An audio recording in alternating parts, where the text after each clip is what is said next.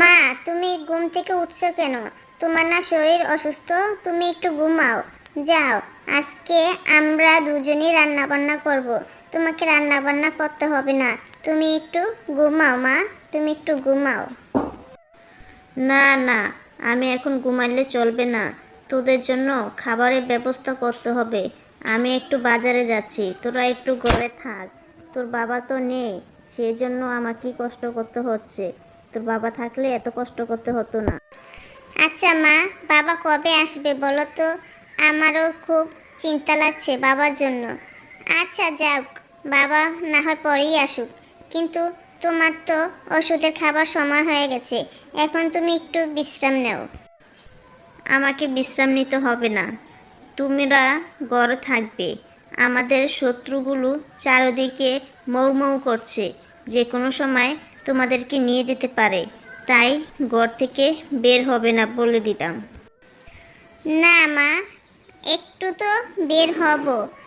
আর তুমিও একটু শুয়ে থাকো। আর আমাদেরকে নিয়ে চিন্তা করো না। আমরা এখন বড় হয়ে গেছি, কোনো শত্রু আমাদের কিছুই করতে পারবে না। আমি যদি বের না হই, সবজি ক্ষেতগুলো দেখবে কে? সবজি খেতে পানি দিবে কিভাবে? আর সবজি বিক্রি করব কিভাবে? সামনে তো আমাদের সবজি খুব দরকার, আর সবজির বাজার দরও বেড়ে যাচ্ছে। ওই সবজি চিন্তা তোমাকে করতে হবে না মা, তুমি শুধু নিজের খেয়াল রেখো। আর শোনো, একটু অবহেলা করবে না। আমরা বরং একটু বের হই, দেখি বাবাকে খুঁজে পাই কি না। খুঁজে পেলে চলে আসবো। আশেপাশে বেশি ঘোরাঘুরি করবে না। এখন বুঝি তো আমাদের সময় খারাপ, তোমার বাবা তো নেই। সবাই তো জেনে গেছে যে কোনো সময় তোমাদেরকে ক্ষতি করতে পারে, ধরে নিয়ে যেতে পারে। তাই একটু সতর্ক থাকবা।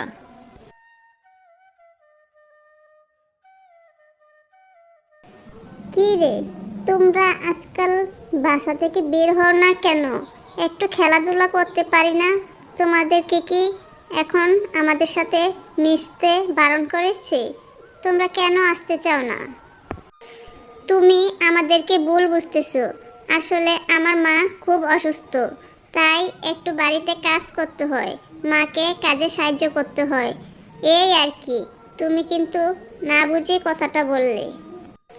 বাহ, তোমরা তোমার মায়ের কাজে সাহায্য করো? আমরা তো কোনোদিন কোনো কাজই করি না। আচ্ছা শুনি তো, তোমরা তোমার মায়ের কাজে কি কি সাহায্য করো? আমরা তো শুধু খাবার খাই আর ঘুমাই। আমাদের মতো সমস্যায় তোমরা পড়লে ঠিকই তোমরাও কাজ করতে। তোমরা তো আমার মতো সমস্যায় পড়নি, তাই কাজ করতে চাও না। আমার মা অসুস্থ ছিল তো, সে করতে হয়। ঠিক আছে ঠিক আছে, ধরে নিলাম তোমরা তোমার মায়ের শ্রেষ্ঠ সন্তান। আচ্ছা, তোমরা কি কি কাজ করেছো একটু আমাদেরকে বলো শুনি, আমরা একটু দেখে খুশি হতাম। আমার মা যখন অসুস্থ থাকতো, তখন সবজি বাগানে আমরা দুজন গিয়ে পানি দিতাম। আর সেখানে খুব সুন্দর সবজি ফুলে ফলে ভরে উঠেছে। তুমি দেখে খুশি হবে।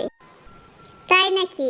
তাহলে চলো না, তোমাদের সেই সবজি বাগানে আমাদেরকে নিয়ে আমরা একটু দেখি, দেখে তোমাদের কাছ থেকে শিখি।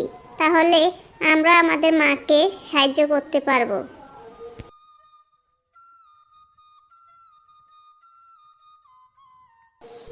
সত্যিই তো অসাধারণ হয়েছে।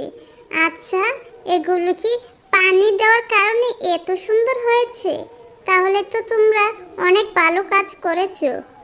আমরা তাহলে এই কাজটা করতে পারি না কেন? তোমরা পারবে। তোমরা আমাদের মতো সবজির বীজ এনে মাটিতে রোপণ করো, দেখবে একসময় আমাদের মতো এত সুন্দর সবজি তোমাদের হয়ে গেছে। ঠিকই বলেছ। তোমার মতো যদি সবজিগুলো এভাবে যত্ন করি, ঠিক তোমাদের মতোই হয়ে যাবে। কিন্তু আমাদের তো এ সম্পর্কে কোনো ধারণা নেই। আমাদেরকে কে শিখাবে? তোমাদেরকে আমি শিখাবো। তোমরা প্রতিদিন বিকালে আমাদের বাড়িতে চলে আসবে। তাহলে কিভাবে শুরু করেছি আর কিভাবে এত সুন্দর ফসল হয়েছে তোমরা জেনে শুনে তারপর করতে পারবে। তুমি তো খুব ভালো কাজ করেছো। সত্যি তোমার মতো ভালো বন্ধু পেলে আমাদের অনেক উপকার হবে। আমরা অনেক কিছু শিখতে পারবো। কি বলো কাক বন্ধু? আমরা সবাই মিলে যদি কাজ করি তাহলে দেখবে আমাদের দেশে কোনো অভাব অনটন থাকবেই না, আর এসব সবজির দাম অনেক কমে যাবে। তুমি আমার কথাটা বিশ্বাস করো। আমি তোমার কথাটা একদমই বিশ্বাস করি। তুমি তোমার বাড়িতে যেভাবে সবজি ফসল উৎপাদন করলে তাতে তোমার আর সবজি কিনতে হলো না, সব কিছু তুমি তাজা খেলে।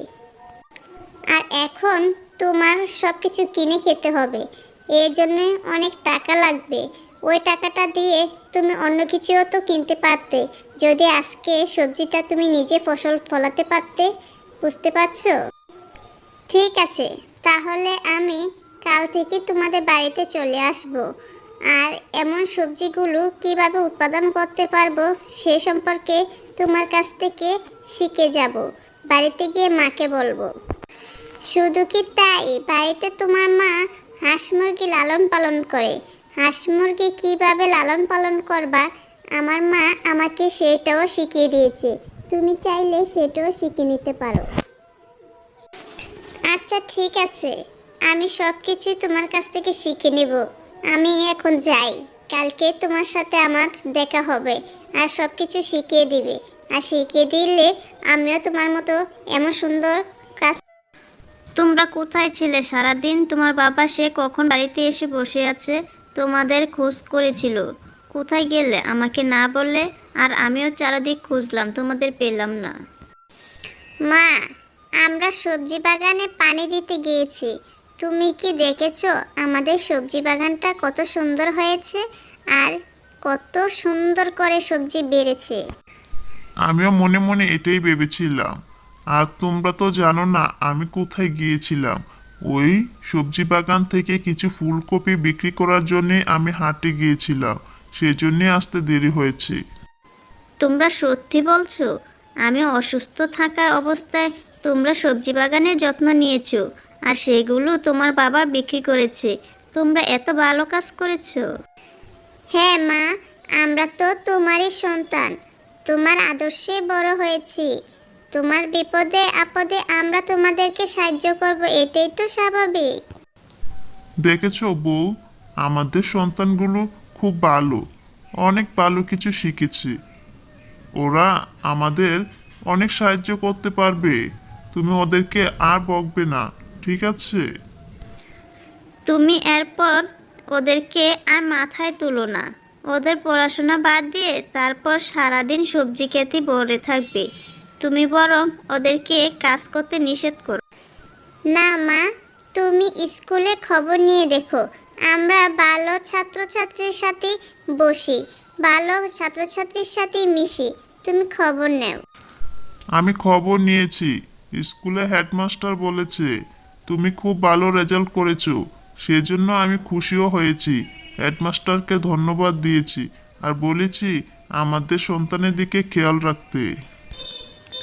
ও, এরই মধ্যে এত কিছু হয়ে গেল আর আমি কিছুই টের পেলাম না। আহারে বিধাতা, আমি এত অসুস্থ হয়েছি যে কিছুই খবর পাচ্ছি না। মা, এখন তুমি সুস্থ হয়েছো তো? তোমার মাথায় আর পানি দিতে হবে না তো? যদি তোমার মাথায় পানি দিতে হয় তুমি বলো, আমরা তোমার মাথায় পানি দিই। না, তোমরা এতদিন অনেক কাজ করেছো, আমার অনুপস্থিতিতে তোমরা খুব ভালো দায়িত্ব পালন করেছো। এখন আমি এসে গেছি, আর কোনো চিন্তা নেই। এখন সবাই সবকিছু ঠিক আগের মতো করেই চলবে।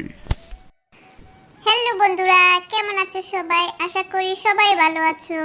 আমাদের এই গল্পটি কেমন লাগলো? যদি ভালো লেগে থাকে তাহলে অবশ্যই লাইক, কমেন্ট, সাবস্ক্রাইব করে দাও।